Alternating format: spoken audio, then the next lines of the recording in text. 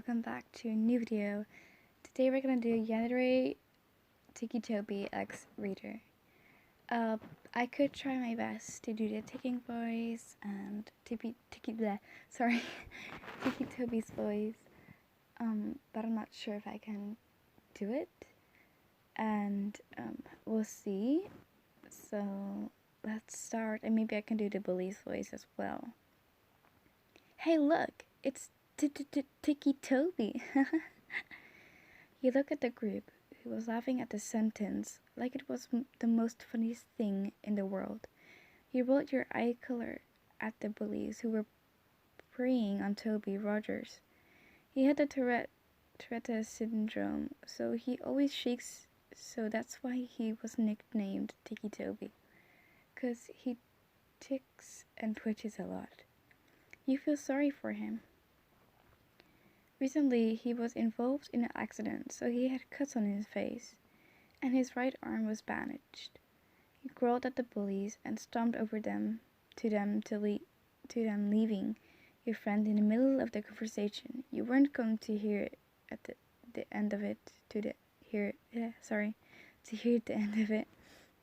Leave him alone, airheads, before I knock you all up to the arenas. You threatened the boys. They just looked at you. You'll admit, you're not that threatened since you were slightly smaller than them in height and a bit in white. They were big kids in white.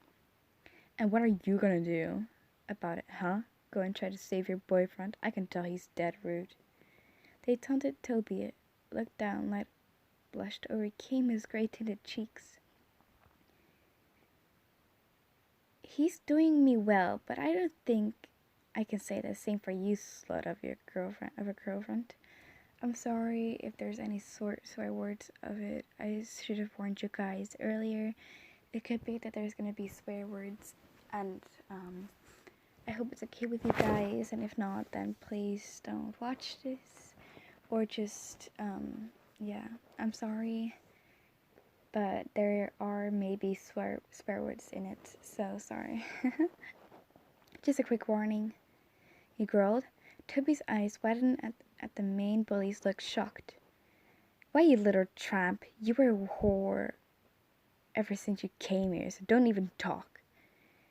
You never had a boyfriend, ever, and you never had a sexual relationship with anyone. Oh, such a shame if I told your innocent girlfriend about your affair with her sister. You told him, his eyes widened, then he glared. You wouldn't. Oh, I would, so now walk off with your friends, with your tails between your legs like the good dogs you all are. The boy huffed and walked off with his group. Then you looked at this shaky boy. You gave him a soft smile and walked in front of him. You okay, Toby? He asked him. He nodded, still twitching. He looked at your face with a weird expression. You raised an eyebrow. Is there something on my face? You asked, rubbing your face with your hand, trying to find a mess that wasn't there. The brown-haired boy chuckled and shook his head. No, you're just perfect. Your name? Toby smiled. You blushed at the compliment and smiled. Well, I have to go since I'm gonna get an early earful from my friend over there, so see ya, Toby. You told him I ran off to your friend, who was smirking. Toby looked longing at you as you ran off. He smiled and walked off.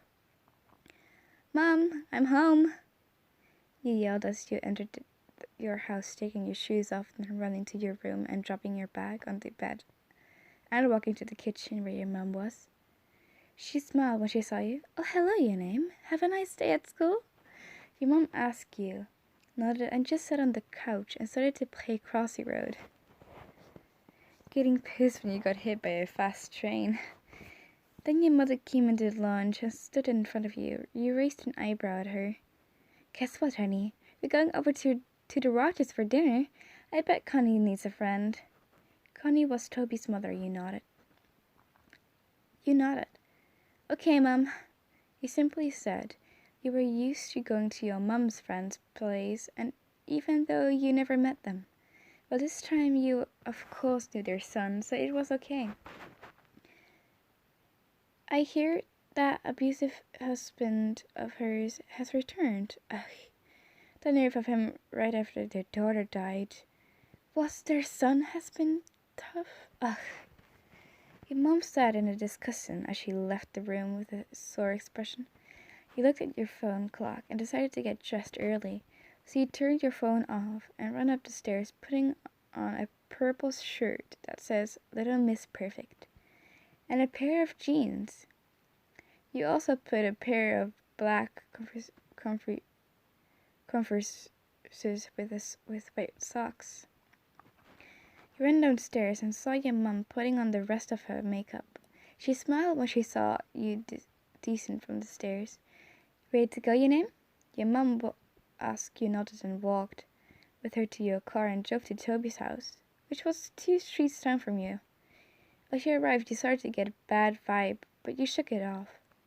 The house seemed quiet, looks like nothing was moved inside. Even the lights were out and it was dark. That's odd. The car is here, but it doesn't seem like anyone's home. I'll go and check. You stay here in the car, you name. Your mom got out of the car and made her way towards the front door. You started to play on your phone once more, almost missing the sound of your mom screaming. You dropped your phone in sudden fright and quickly got out of the car and ran towards the front door. You saw it was open and quietly made your way inside and saw nothing in the main hallway. So you made your way through the hallway and into the living room and screamed. You saw Toby's father dead on and was stabbed to death. You tried to control your breathing and slowly back away from the scene. But you tripped over something or someone. You screamed once more when you saw your mum dead with the look of fear in her glassy eyes. You started to cry and tried to crawl away from the corpse, but something stopped you as your back hit something hard. You slowly looked up and saw Toby covered in blood. Screaming, you tried to stand up and run, but Toby grabbed your wrist and held them tight. You struggled against the twitching boy. He dragged you out of the house, but not before going to his garage and grabbing 2 hatchets. Both are different conditions than the other. The other one was old looking and the other one was new. Then he poured some gasoline that was sitting on the workbench and spilled some on the ground, and then you both ran down the street hearing the police sirens and into the nearby forest where Toby had spilled the rest of the gasoline, as if the whole thing blazed as well as his home. Toby, let me go now! You screamed at Toby, but he just stared at you. He just stared at you and he looked insane. His pupils were dilated and he was grinning. I'm not going to do that, you name. I like you and I want to keep you forever. Sorry, sometimes when I do stutter noises, I stutter myself, so sorry. Toby replied, sounding mental. You started to struggle against him again, but frozen when you felt a dark presence. You were so scared to look behind you, but Toby looked over your shoulder and grinned even more. Your ears started to ring and your vision started to blur.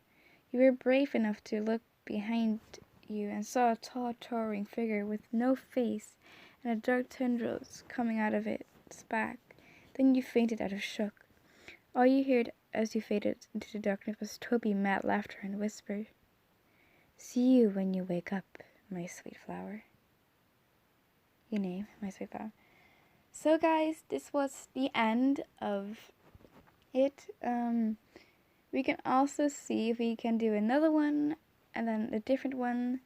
So I'm sorry guys, this is the end, and I hope you guys subscribe to my channel to maybe see for more Ticci Toby X readers or other ones, creepypasta. Comment down below if you want a different one or if you want to continue this. Please drop a like so I can hopefully do more things. And please subscribe, and yeah, I hope to see you guys later. Bye bye.